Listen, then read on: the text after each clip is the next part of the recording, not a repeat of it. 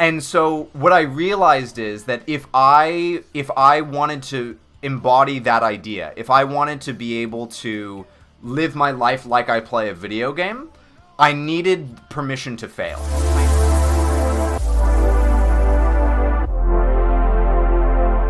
Welcome in, everybody. If you are watching this over on YouTube, today we are talking about waking up with dread. So over this past week, I got a message from a member of my community whose name is Saber, and she asked me this. She asked, "Hey, I need some advice. How do you deal with waking up and instantly just feeling, well, depressed?" I guess is the best way to put it. Just feeling hopeless. Do you have anything that you use besides meditation that can help quell that? So I thought that this was a really great question and something that people struggle with a lot, like a lot of different people struggle with. And so I wanted to sort of address it. And one of the other reasons that I wanted to address it is because I relate to it so much. I definitely went through a large, like the majority of my life, waking up was absolutely miserable. So much so that I didn't want to go to sleep. Like I would purposefully deprive myself of sleep. I would stay up as late as possible because I knew that when I woke up in the morning, I was just going to be miserable no matter what. It didn't matter how much sleep I got, I was going to be miserable no matter what. And what I eventually realized is that the reason why I was waking up miserable, why it was so hard to get up in the morning, why I didn't want to go to sleep, is because I was dreading the day ahead. I was dreading the next day. And if you'd like to see the article, you can type in !dread, or if you're watching on YouTube, I'll leave the link down in the description. So that's sort of why the problem happens, at least for me, is that I was dreading sort of like each day ahead. And so the question is, like, how do we fix this problem? And the first question that I sort of asked Saber in this article is she said, like, besides meditation. And the first question I have is, like, why not meditation? And I do not think that, like, meditation is the, like, cure-all for this by any means, and I'm going to offer some more solutions as we go through the talk.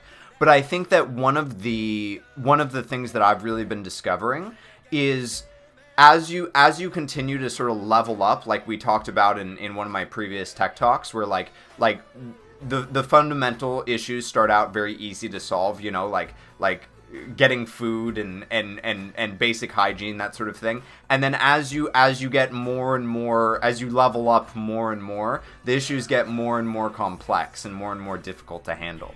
And so one of the things that I've been sort of tussling with lately is the idea of, like, what I would call innate confidence. So confidence that is not based on anything that I do. Confidence that is not defined by the fact that I'm, you know, successful on Twitch, or that I am able to support my household, or like anything like that. Nothing about any of those things, and instead just being confident in who I truly am.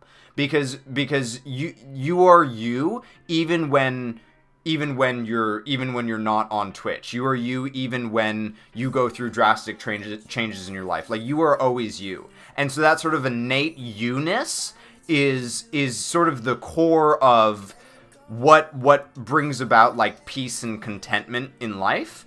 And the more that you can sort of get in touch with that core part of yourself and separate yourself from all of the external factors that seek to define you, I think the more contentment and happiness that you're going to find.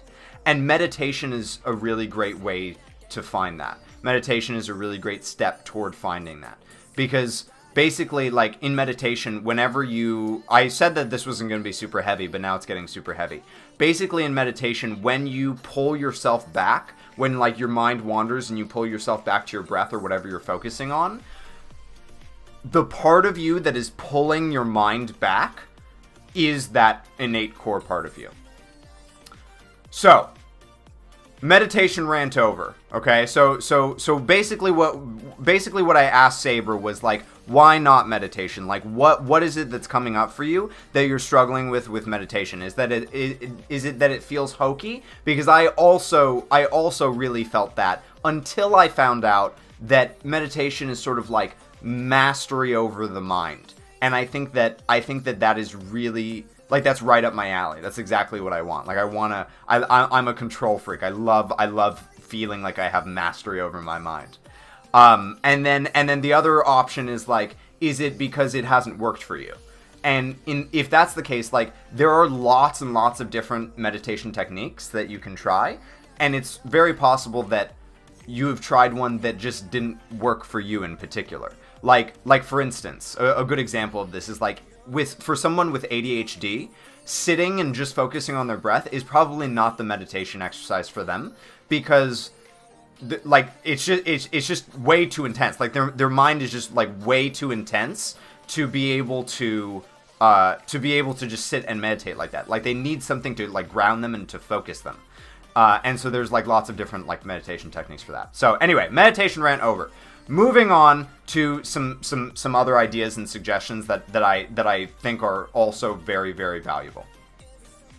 The first one is to change your circumstances. Now, this isn't always the easiest or simple. This isn't always the easiest, but I think that it's a very simple concept. So, for me, for example, I found out that the reason that I was waking up with dread every morning was because a couple of things. One, school was simply not for me. At least not at the time that I was in it. Like, it was making me absolutely miserable. I was so horribly, horribly unhappy at school. And so I made the decision. My mom had mentioned a concept to me before, where it actually came up to do with criminals. She said, if criminals would put in the same sort of like ingenuity and creativity that they put into doing crime into like a life of good, they would be incredible people. We also talked about it in terms of video games, where she talked about how, like, if people would put in the same sort of like tenacity and time that they put into video games into their life, they would be very successful. And so I thought a lot about that concept, and I thought about, like, okay, why can I do that with video games? Like, I was playing Hearthstone a lot at the time. Why can I, like, play Hearthstone, like, all day, every day, and, like, try my hardest and, like, fail a bunch and keep trying?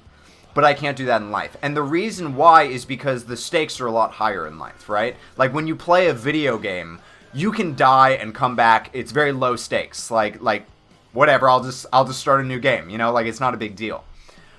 And so what I realized is that if I wanted to embody that idea, if I wanted to be able to live my life like I play a video game, I needed permission to fail. I needed to allow myself to make absolutely stupid decisions and have them blow up in my face, and everyone, including myself, be okay with that.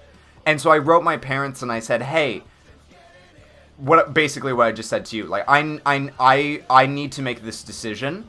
If you want me to live this way and find this success that you're talking about, I need the permission to make a bad decision, to throw away all of the money that we've invested on school and just walk away from it. I need that permission. And my parents said, like, I get it, like, that makes sense. And so I did. And I walked away from school, and I also, like, Birdie and I found that we were super unhappy in California. And so we decided to move across the country. Like, we violated our lease and, like, got very lucky that that somebody moved in, so we didn't have to, like, keep paying rent. And, like, we stayed with her, like, cousin for a couple of months while we sort of found a place. Like, it was very, like completely unplanned and just sort of, like doing what felt right. And I'm not saying that this is the way to live your life. Like, I think that planning and you know, like, making rational decisions is very important. But what I am saying is that you have to give yourself the permission to fail in order to in order to sort of like maximize your potential, in order to sort of live life to the fullest. And so I think that why this is so important is because I think that what happens a lot of time is when we talk about changing our circumstances, we get stuck in all the reasons why we can't do it. And so when you start getting stuck in those reasons, like, it's a really good thought experiment to ask yourself, like, okay, first of all, what can I change? And second of all, what of these limitations are false? What of these limitations have I actually placed on myself? And then making changes based on that. The second thing that I think is really helpful is starting off with a routine that you enjoy. So if you wake up every morning and you are immediately doing something that you hate, like, there's no surprise that you're gonna wake up with dread every morning, right? So, like, for me, for instance, I wake up every morning and I stretch my triceps like this, and then I do some little back twists like this, and I get some, like, really good feeling back cracks out of my back. And then I get up, I go and shower, so, like, it, helps wake me up a little bit. I put some, like, sunscreen on my face and some, like, lotion on my arms, and, like, taking care of myself feels good like that. And then, I get dressed, I put on my Apple Watch, I take my vitamin B, and then I go downstairs and I make my smoothie. I make my smoothie. And my smoothie is, like, one of the most delicious things that I eat. Like, I really love my smoothie. It makes me really happy. And so it's just, like, a really nice way to start my morning. And then I go to work. And I'm also very lucky that I have found a job that I enjoy. Like, I'm not passionate about it, but I like it. I don't mind going to work every day. And so the more that you can sort of start off with a routine that you enjoy, the more that you can sort of build that for yourself, the happier you're going to be. And I would go so far as to say that it is even worth waking up earlier to allow this for yourself. So, like, even though, like, waking up early can be miserable, I think that waking up early in order to do something that you enjoy you'll find a lot more fulfillment. So, all of this being said, I know how absolutely miserable it can be waking up with dread every day. And so, like, I wanna acknowledge that experience and say, like, I don't know, like, sitting with that misery is important. And I don't think that it should just be, like, dismissed or like fixed. I think it's good to, and this comes back to like connecting with who you really are, like sitting in your emotions and actually like digesting them and not just like fixing them or like moving on and like trying to find a solution. Actually sitting with them is like an important part of the process. And that being said, I also think that emotions, the way that my therapist often describes emotions, is that they are sort of like nerves, in that they are signals. They are signal senders. So like when you touch a hot stove and it hurts like crazy and your hand pulls away instinctively, you're like, the reason that happens is so that you don't keep touching that stove, right? And so when you're getting these big emotional signals like this, like waking up every morning with dread, it's a really good indication that something in your life, that it's time to change something in your life. And so I think that it can serve as a really amazing catalyst to do that. Because all of a sudden you have this motivation, right? Like pain is an amazing teacher, right? And so as you sit in this and experience it, I think it serves as an amazing catalyst to get up and make a change. So I hope that provides you some value. I hope that helped. If you were watching on YouTube and you liked this, give the video a like. Subscribe to the channel. We're trying to, get to 1,000 and like monetize and all that good sellouty stuff.